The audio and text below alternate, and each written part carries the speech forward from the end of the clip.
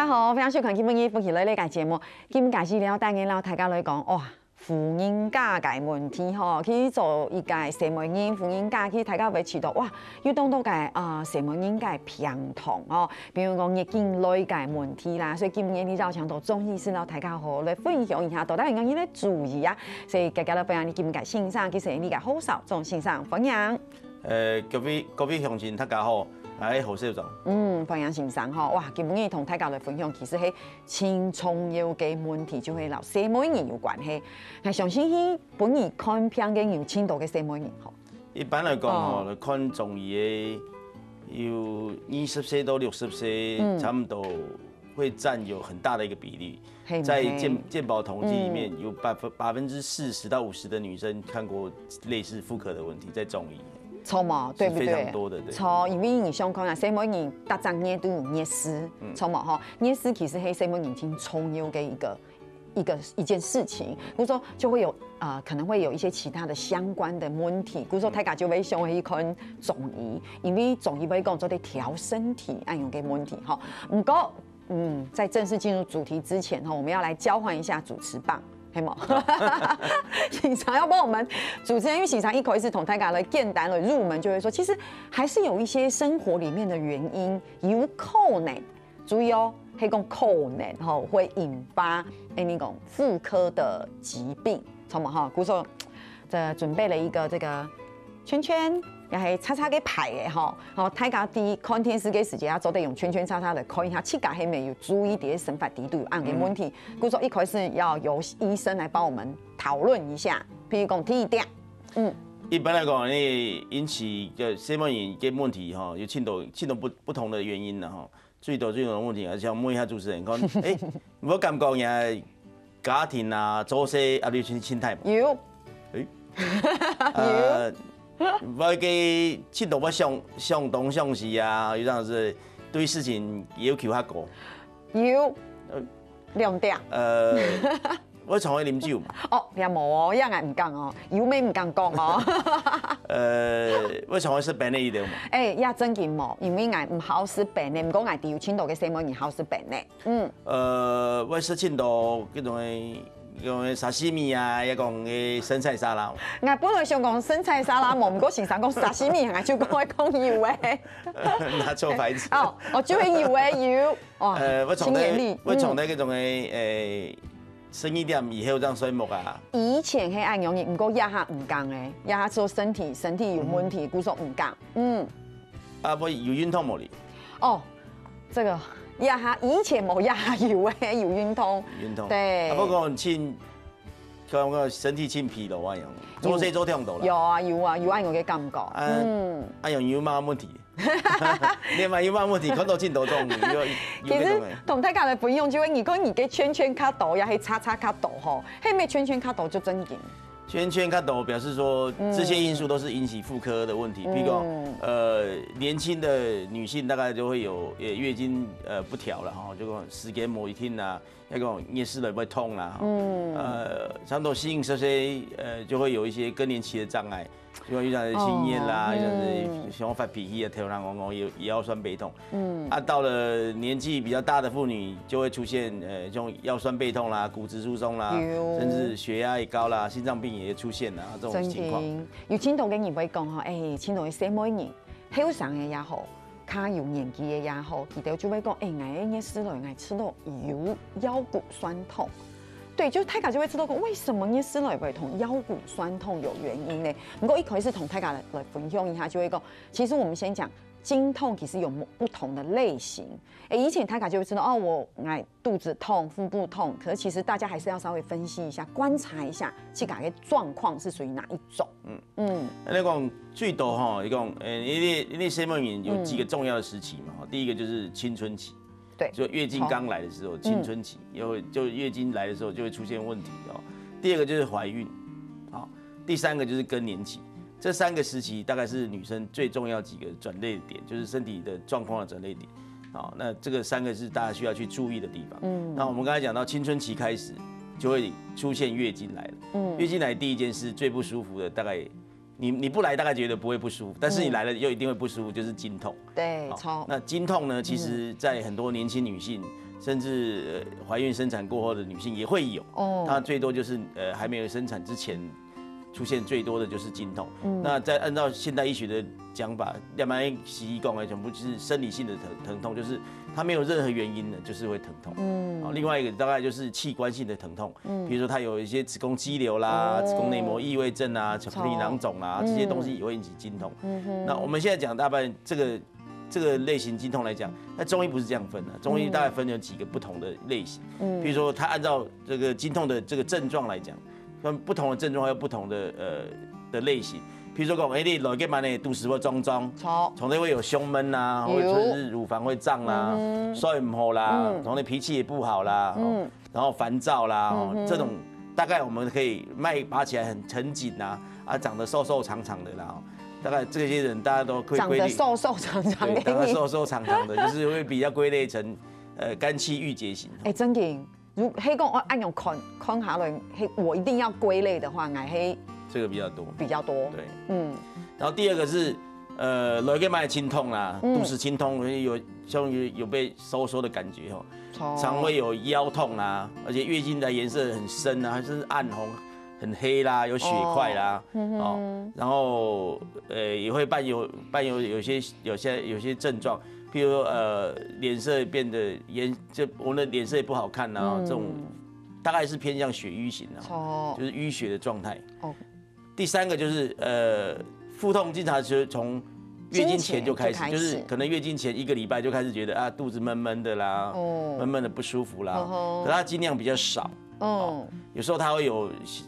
就譬如他上厕所的时候会有大便比较湿，比较没有成型，小便比较清长的这种现象，那大部分都叫寒湿型。还有再过来就是湿热型，湿热型跟寒湿型不太一样，就是一个都是湿嘛，一个是寒，一个是热，那差别在哪里？就是它的腹部还是痛，那它的颜色比较暗，然后它的质地会比较稠，有的人也是这种黏哦。像沥青这种很黏的，或者巧克力这种黏的东西，然后血腥味比较重，就看起来就是血腥味很重了。那精量是偏比较多，刚刚那个寒湿偏比较少嘛。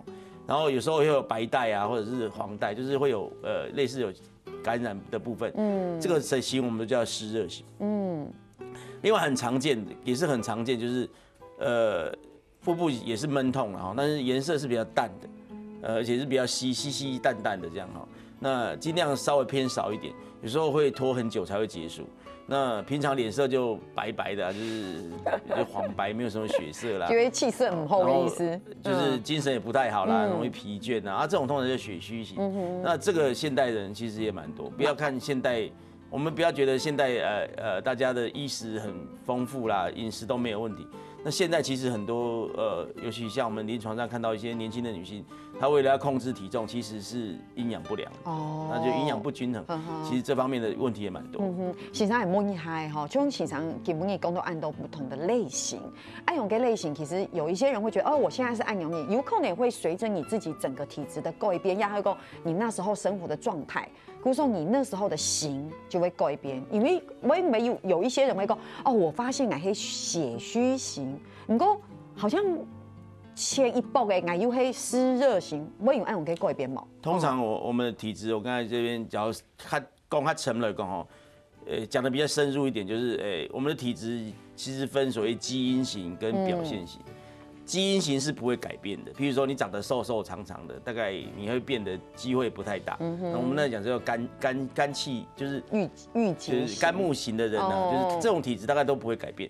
但是像湿热血瘀的血虚这个形状，因为按照你吃的东西跟你的生活习惯都会做一些改变。那其实来讲谁帮你改变的程度会比男生要变化剧烈。我刚才提过，谁帮你有3个重要时期，第一个是青春期。第2个叫做怀孕，第3个叫做更年期。这3个时候的是体质改变重要的时期。为什么说老一辈人说青春期需要做一些调理，就是吴家有你出长疹，对，要转过的啊，对。然后怀孕的为什么要坐月子？东方人为什么要坐月子？调体质，就是调体质。然后为什么更年期也要做一些调理？大概就是你的荷尔蒙的变化非常剧烈。那这个点是东方人跟西方人最大的差别了。东方人跟西方人，相对的东方人跟西方人，大家都可以看得出来，应该是它的 aging process， 就是它的所谓的老化的过程中，可能或许有些保养的女性她。看起来没有这么快，跟着她的年龄在做一些改变。思想先生讲的哦，其实大概妇人家你嘅体质冇强容，可能你大家年事带来嘅平同嘅感觉嚟冇强容。不过等下先请大家聊下，等下仲在问先生，到底有乜嘅东西做得死，乜嘅东西也切对做唔得死，等于来调理吼，所以等下就再讲。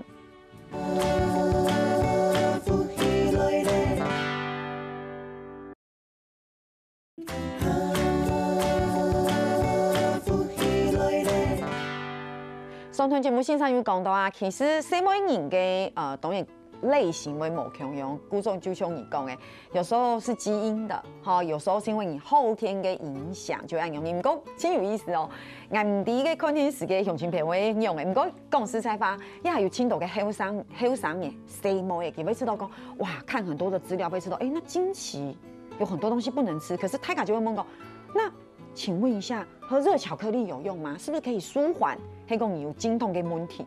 有这样的迷思哎。通常月经来的时候，通常喝温热的东西都会有效。妈妈端一碗热开水给你喝，其实也会有效。所以不用热巧克力，不用热巧克力也会有效。那其实巧克力就是糖哦。若巧克力含量越低的那个巧克力糖呢？它应该是对身体不是太好。哎呦，那假如真的要喝热巧克力，建议在50以上，就是苦苦的巧克力是可以吃的。所以真的，其实你要看你刚刚讲的那个含量，对不对？有时候是糖的含量很高。因为听到个新闻有没有说，哎呦，哎呀肚子痛，有没有？哎呀喝热可可，等下就会缓解。其实不一定，心理作用比较大。心理作用。所以我说，妈妈或者男朋友端一碗热汤给你，搞不好就会好了。可是我给泡给共沟给时间，其实你是端巧克力，跟男朋友端热开水就可以了。不过其实有一个好像真的有一点点用处，黑马该就会无痛。太卡又知道讲，如果你紧起的时间就得喝吃无痛，好像真的有一点点效的感觉哦。照它的里面的研究来讲，成分来讲哈，因为黑糖跟白糖跟砂糖跟这个最大的差别，那个黑糖是蔗糖里面的第一个萃取物啦，就是我们做糖的过程中，第一个做出来就是黑糖，所以它里面的矿物质，譬如说铁的含量、钙的含量、跟镁的含量，跟甚至是钾还是钠忘记，这个含量可能都比白糖要高很多。那就钙跟镁来讲，其实它有助于舒缓一些症状。那吃铁呢？里面的铁质基本上对月经也是有帮忙，所以基本上假如真的要吃糖的话，当然黑糖是首选。因为太嘎就底嘛，什么也上次会吃点甜的东西，其实心情也较好。那是一般人的想法。或者经常讲，比如你已经觉得肚子就某松快啊，哎呦吃到胀不舒服，那吃点甜的可能心情会好一点。度假片呢，帮大家整理一下，就是缓解经痛的方法，这边有4点。第一个，我想适度的运动应该是讲平常就要适度的运动，然后所以不是那个礼拜，不是你来的时候，我想你肚子很痛，叫你去走路，可能说你把我杀了吧，哈。可是经常摸一下，有些人会说，哎呦，我呀经期顾送来中的运动，这样也不对吧？当然运动其实月经来的时候运动当然不舒服啦，叫你去游泳可能是游泳中对，当然是不行。你跟黑公你没有很严重的症状，走路应该走路应该是没有问题，走路或做一些其他比较轻微的运动 OK。那适度的运动应该讲说平常就要适度的运动，因为运动有助于你血液循环的维持的哈，就是说你血液循环好，当然你到供血到子宫腔的这个流量是有固定的，所以它一定会比较好。第二个就是喝温热的茶饮，其实最重要还是温热的那种感觉，然后温热那种感觉。所以喝热汤也可以。对，喝热汤也可以，就是说它到肚子里面，因为我们的肠道跟子宫其实蛮接近的，那它都是从腹腔的动脉来的。腹腔动脉来一部分去供给肠道，一部分去供给子宫，所以这方面假温度的效应来讲，它其实会把血液循环加速。为什么说我们不能吃冰水？就是在你月经来的时候吃的生冷的东西，一样的感觉，就是冷，它会让血管收缩，热会让血管扩张，这是最重要的因素。真紧一般嘅人，太假如讲我们不能喝冰水，尤其是什么人，可是你真紧会了解。那个观点，其实大家可能没按了解。应该知道何医师有时候会合并一些西医的一些观点，然后合并中医的观点一起来分享，就是血管收缩。比如说中得喝冰水，好，其实平常也不要太喝冰水，是冷的东西。第三个就是一般有些穴道是可以按摩的啦，哈，譬如说像我们常讲的三阴交啦、阴陵泉啊、关元。我讲比较简单的关元穴，就是在肚脐下方哈，在肚脐就是你子宫口上方。其实你应该按摩穴道的时候，你就先把你的手搓热了，或者是像很流行的暖暖包啦，或者是红豆枕啊，任何你取得到稍微温暖的地方，然后你在肚脐下大概3到4个手指的地方，那就是关元穴。正中央3到4个手就关元穴，你把你的温热的手放在这个关元穴附近，其实就是温暖子宫的意思啦。这样就可以了，所以其实它就是一个按摩穴道的方法。哦。第二个就是三阴交跟阴陵泉，基本上是足太阴脾经，就是我们中医讲12经络里面的脾经的穴道。那它刚好都在脚，一个是在脚的这个膝盖的下缘哈，这边有一个三阴交穴道，就是我们的胫骨上缘哈，到这个膝关节这里有个阴陵泉穴道。第二个三阴交穴道大概就是我们的那个内踝尖上3指，就是内踝就是上3寸的地方，那也有一个三阴交的穴道。那我想这个上网络看一下就知道，或者是请年轻人去看一下这个就知道它穴道在哪里。那这个穴道其实按摩也不错了哈。第4个就是热敷，其实大家讲你看到这几个，其实大部分都跟热有关系。是，真的。这几个都会跟热有关系，所以基本上我们还是在经期来说，还是建议比较温热的环境是比较好。是，所以其实就是请长工黑工真的冬天的时候，其实有那个暖暖包。对，当然不要直接接触肌肤哦，黑毛为露痘有毛跟暖暖包，其实放在血肠宫黑关元穴，对，肚脐下面3指到4指压片，其实暖暖包放到这边按涌压周的，对不对？其实真的是蛮有效，然后真的要适度的运动跟休息哈。不过跟鸦片太咖啡吃豆干，这是一个舒缓的方法。不过接着我们要下来看的黑马改类，其实。经期6大不是症状，它可以吃什么东西，或是避免吃什么东西，我们帮大家整理一下。我想经期最大的症状，理论上应该是第3个了哈，小腹闷痛是最常出现，因为它最不舒服，就肚子痛最猛吼了哈。所以这时候应该是，因为我们都知道说，其实很多人尤其年轻朋友很多。都会吃止经痛的药物，就是经痛都会吃止痛药了。那可以吃？基本上当然是也没有办法，它痛一定要吃嘛哈。对，所以避免说你一直，因为止痛其实它有它的，我们药物都有它的所谓的这个作用的时间，不要吃下去马上你就会叫它止痛，它是不可能的。所以大概要等个。譬如说半个小时到1个小时后，它慢慢发挥药效才要吃。这个句话的意思就是说，你不要一下觉得我吃了5分钟没效，我继续吃太多颗，其实止痛药对肝肾都是不好的。这是大家注意的。第2个就是避免吃高盐的食物了哈，就是当然吃太咸，其实它会造成血液的浓缩了，而且是不是会有水肿的问题？比较容易有水肿的问题了。第2个比较常见大概就是乳房会胀痛了哈。那大家经期就要避免，还是不要吃太咸的东西啦。对，那腰酸背痛也是常见的了哈。就是平常要注意腹部的保暖啊，避免翘脚，使骨盆歪斜。其实很多女生为了爱美，其实穿高跟鞋，其实基本上穿的时间太长，其实。对健康不是太好，除了经痛以外，腰酸背痛其实也是有一定的问题。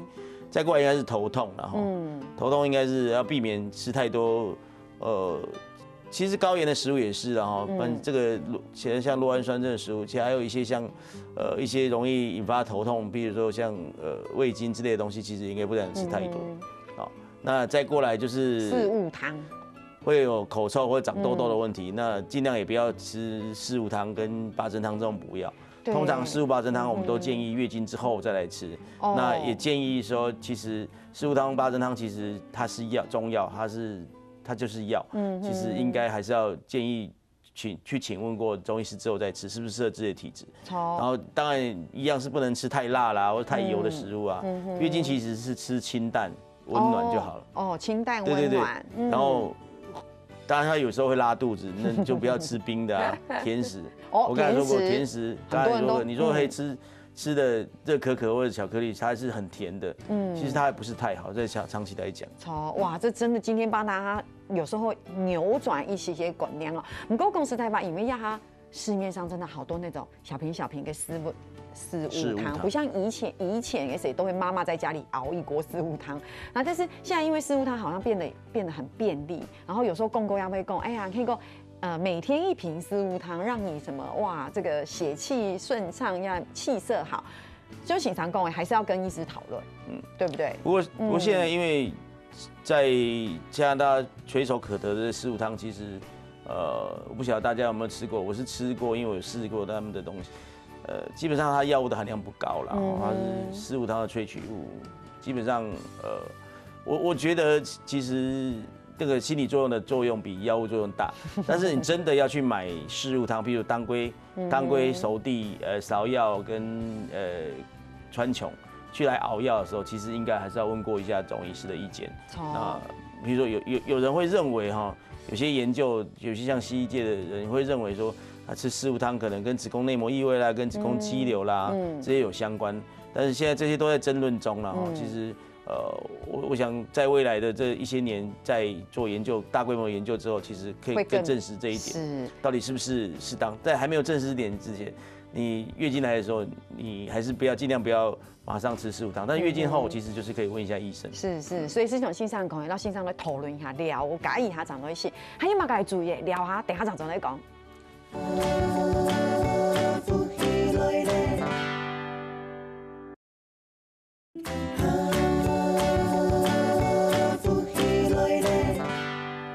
今日到墙头，何医师来到节目现场，其实说到大家的分享，其实什么人福音讲，哇，生命当中非常重要，动从脑改关键哈，因为讲到迄像迄啮齿也好啊，子宫的疾病呀，还妇女家的疾病，其实公司才发。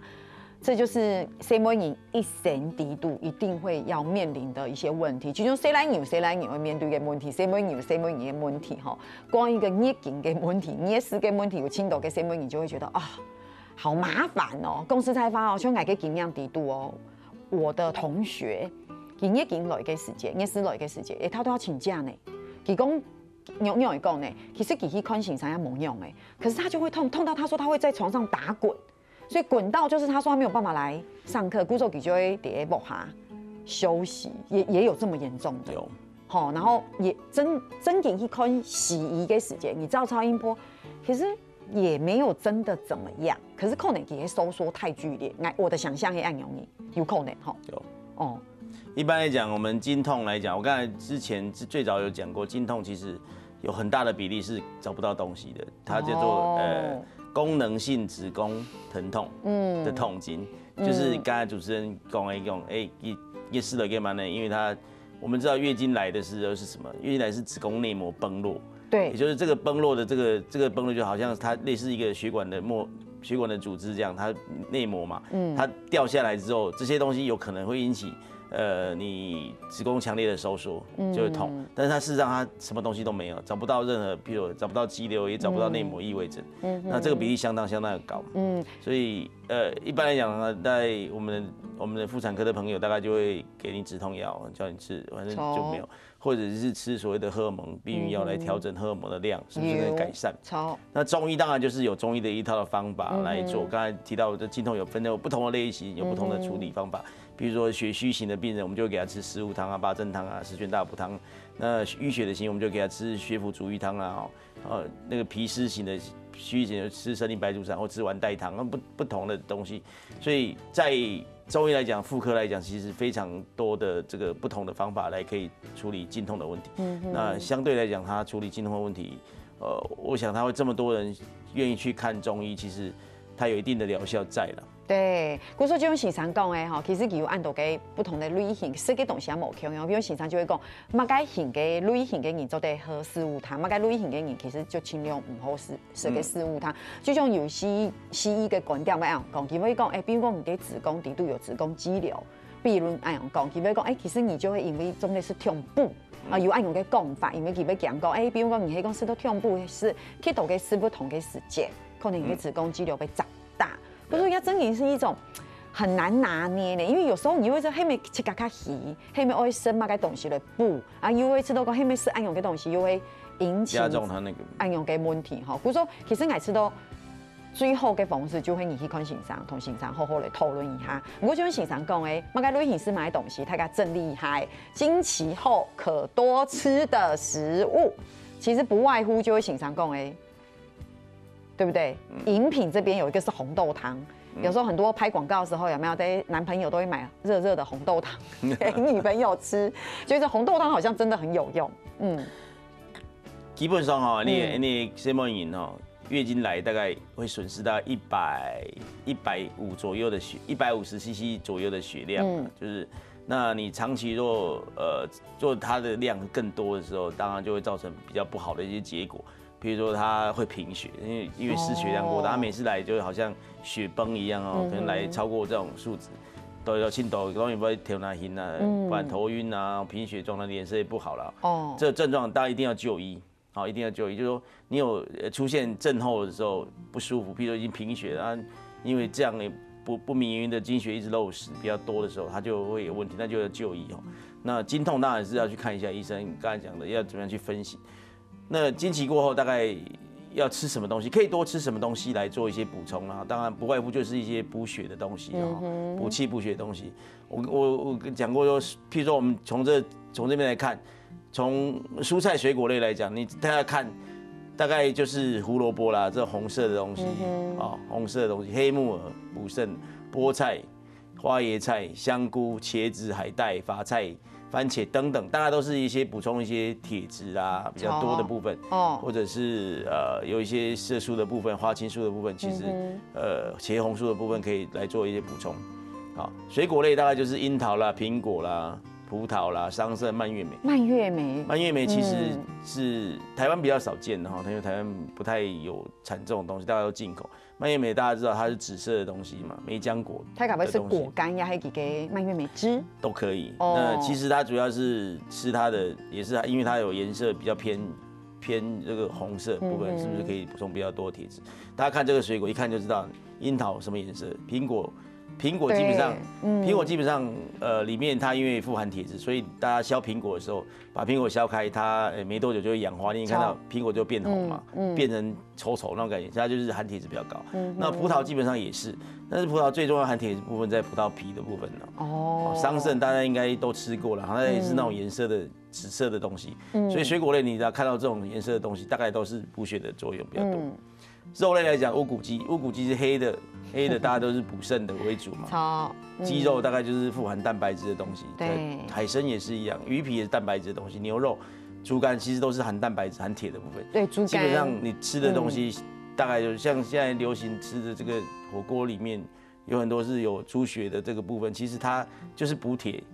补铁跟补蛋白质。因为就像经常讲的嘛，有时候你这个经血量铁太给时间，你会流失很多的血，很多的铁质，故说就得补充用个东西。另外吃的东西，刚才讲说苹果是红豆汤、芝麻糊，基本上就是补血跟补肾，而且也是黑色哦，对，都是黑色或红色的东西。所以其实大家去看吃东西的时候，你去看中医的这个思想的概念，就是青赤黄白黑嘛，只要跟血有关系，就是赤色的东西就是红，所以有一阵子流行红豆水。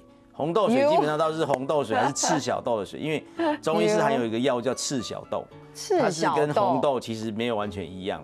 那其实我们中医师都用赤小豆了，没有用红豆了。哦，真的，不是说赤小豆就也是可以，跟红豆很像。要做在市场就会买到，市场基本上很难买得到啦，很难买得到。故说去诊所、杂粮店可能有，杂粮店那诊所里面一定有。